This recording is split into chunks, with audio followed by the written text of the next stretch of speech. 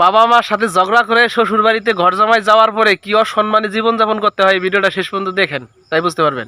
জামাই খালি long pen shirt pin দেয়া লাখ সাপের বেড়ার মতন বই থাকো না, গরুটার পেট পড়েছে, গরুটারে কটা ঘাস দাও। দেহ আমরা না হে আবার গরু পালতাছি, তাহলে এক কাম করি, আমরাও একটা গরু কিনে এটার নগে একসাথে পালি, তাও আঙ্গ দুটা ঢেয়া উন্নত হবনি। হ সেমিনা, তুমি ঠিক কথাই কইছ। খুদে বেকার বাড়িতে বই থাকার থেকে একটা গরু কিনে পালা মেলা ভালো হবো। আর এর মধ্যে আমরা কষ্ট করতে আছি। হ তাহলে নাও, আমি সুখেছি দিকে তোমার এটা বার করে দেয়, তুমি আড়ে যাওয়া। মা বুঝি আর দুলা ভাই কোনটাও জোড়া দিল হে যে নাইছে হাত তুই যাওয়ার নাম নেই নাকে কি যা ওই বেতে বলে নারাই বাচ্চা একবারে মেয়ে এই বেতে জামাই নিয়ে পড়ছি কিনা জ্বালা কালার আমার ভাল লাগে না। এই যে ধরো 20,000 টাকা আড়ে যায়, ভালো থেকে একটা হার বাছুর কিনে নিয়ে হোগা। হ ভালো দেখে আনুম, একবার আড়ের হাইস বা সুডাই নিয়ে হোক। তাহলে তুমি ঘরে যাও, আমি যাই। জামাই খারাও কি কোন আম্মা? টেহা নিয়ে যে গরু কিনবার কথা এত টেহা তুমি কোনে পেলে?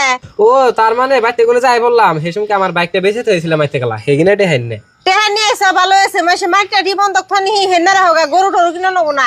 না আম্মা, এই কটা দেখাতে ধর মাসে মাড়ি বন্ধক রাখুন যাবো না, তাই ভাবছি একটা হার বাছুরি কিনে আই না পালিগে। না হার বাছুর কিনে নেবো না, হার বাছুর কিনে তুমি কোনে বলবা? কে আম্মা, গরু কিনা কোনে ভালো মু, আমরা যেহেতু আনেক বাইতে রয়েছি, তাহলে গরু কিনা আনেক বাইতে ভালো লাগবো। গরু কিনা পালবো, নিজে বই থাকার জায়গা নেই, আবার শ্বশুর বাড়ি এনে গরু কিনা পালবো। বউ উচিত কথা একবার মুখে মুখে কই দিলা না, আমার হিরম ভাল লাগছে। তে মুখে মুখে কম না তেলে কি করমু, হে যে যাইছে নেই যাওয়ার নাম নেই নাকে। A few moments later. মা তুমি কোন হিসাবে তোমার জামাইরে খালি বাগুন ভর্তা দিয়ে বাদ দিছ?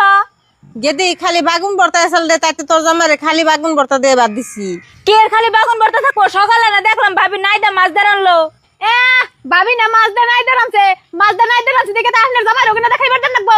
আপনার আয়া থাকুন বছর কার নামে, আপনাকে বাগুন ভর্তা দিয়ে বাদ দিম না, তাহলে কি দিয়ে বাদ দেবো? আপনাকে যে বাদ দেয় তাই তো বেশি।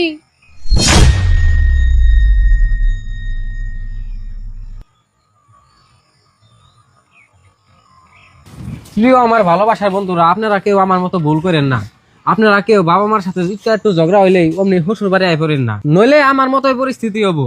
একটা কথা মনে রাখবেন, শ্বশুর বাড়ির আদর 2 দিনকার।